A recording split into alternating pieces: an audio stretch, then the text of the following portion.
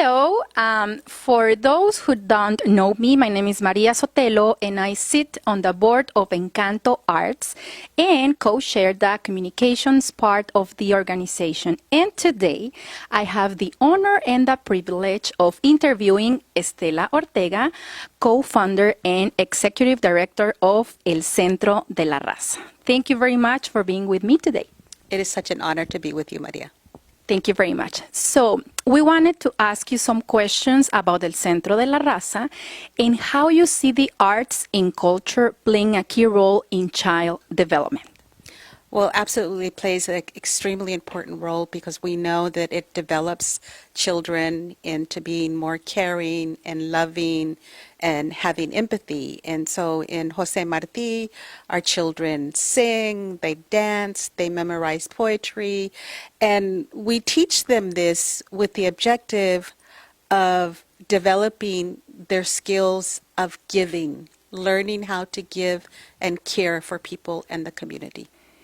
You have had a chance to attend Encanto Concierto, and we know that you are a huge supporter of Jose Iniguez. Can you describe how you have felt attending Encanto Concierto? Well, it's been a beautiful honor to watch Jose develop his opera skills. And when we think about opera in communities, we don't think about it for the Latino community. It's something sort of far away for the white community, for Europe, if you will, and the fact that Jose has brought that into the community has just been fabulous. He has participated. I've obviously seen a number of his concerts. He's had concerts here at El Centro de la Raza, and I watch the faces of the people in terms of how they react to his music, and they love it. I mean, I always say that opera is something that you acquire a taste for, and it's kind of like wine. You have to acquire a taste. And I think the beauty in Jose's opera is that he mixes it with bolero, so that people fall in love with his voice, with the boleros, and then they listen to the opera, and it's so strong and passionate and full of emotion that they fall in love with that also. This could be your possibly your fourth time attending Encanto at Benaroya Hall, but I know that you also host Jose for Seattle Night Out Sunset Concert, and also that you have worked with him on this project. To have opera, classical, instrumental, and mariachi boleros playing at Plaza Roberto Maestras, how that makes you feel? Well, it's wonderful because it gives our community that normally would normally not go to an opera. And so this gives them a flavor of what opera is. And then people will end up knowing who he is and they'll go to his concerts. And I think the other thing that I just learned about opera is that Angela Aguilar, the 15-year-old daughter of Pepe Aguilar, she took opera for a year to develop her voice, to make it stronger and to carry those really, really high notes. And so our young people should know that. My oldest granddaughter is a singer, and so right now we're looking for opera classes for her. Wow, that is wonderful. So Encanto's mission is to assist rural youth.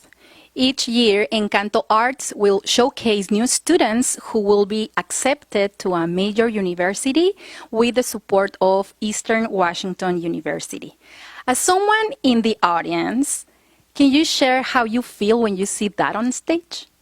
Well, obviously, we feel really proud for our young people that they're going to be given an opportunity to go to college because we know how important education is in developing our community. And so we're proud of them, we're proud of their parents, and it's just a wonderful feeling to know that more and more Latino youth are going to college, and we see that reflected in how it plays itself out. So, you know, in the Valle de Yakima, in Seattle, we have more elected officials who are in office now.